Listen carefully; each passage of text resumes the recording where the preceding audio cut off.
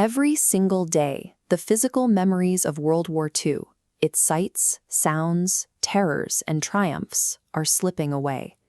The last living generation of survivors and veterans is passing away. When they go, the unrecorded memories held in their minds go with them, leaving permanent gaps in the historical record. Biology is a natural threat to history, but a second force is actively working to overwrite the past. Deliberate historical distortion and the intentional erasure of minority cultures seek to replace established facts with fabricated narratives. For decades, we treated memory as something inherited, a collection of stories handed down through families. Today, historical preservation operates as an urgent, active scientific discipline. Relying exclusively on static textbooks written decades ago leaves our understanding of the 20th century vulnerable to political manipulation. Protecting the truth requires constant, aggressive excavation. That excavation begins on the biological front. Organizations like the DPAA are deploying forensic science to recover and identify remains that were lost to history for nearly a century. In April 2026, researchers reached a major milestone, passing a 60% identification threshold for the unknown casualties of the USS Arizona. Scientists use advanced DNA testing to extract genetic material from the wreckage and match it directly with samples from living descendants.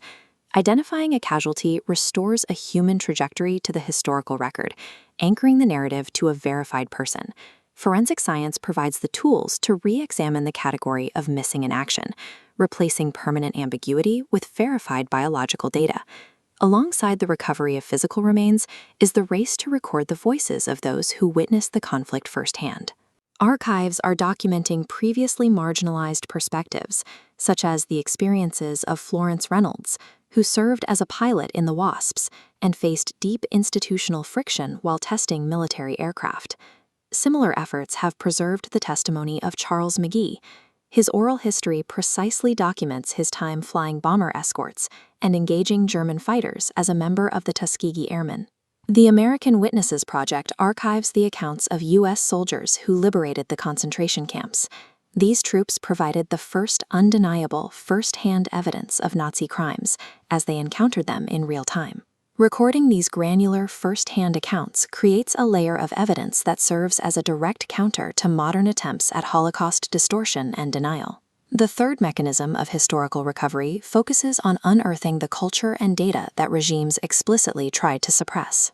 The Nazi campaign of cultural erasure targeted modernist art as degenerate. Today, researchers are reclaiming these works, bringing them back into the public eye to expose the mechanics of state-sponsored censorship. Massive troves of administrative data are also becoming accessible. The UK National Archives systematically unseals classified government files under the 20-year rule, releasing hundreds of previously hidden documents to the public. These records provide unfiltered access to closed-door meetings and strategic compromises, which frequently updates our understanding of wartime decision-making. Reclaiming suppressed art and unsealing administrative records adds layers of documented complexity to a narrative that was often simplified in the immediate aftermath of the war. This creates a surprising result. Because of these active recovery methods across the biological, testimonial, and cultural fronts, we possess more verified facts about the mid-20th century today than we did 50 years ago. This data is stored in massive, living repositories. The U.S. Holocaust Memorial Museum's database of Holocaust survivor and victim names meticulously logs millions of distinct identities, making them a permanent part of the public record.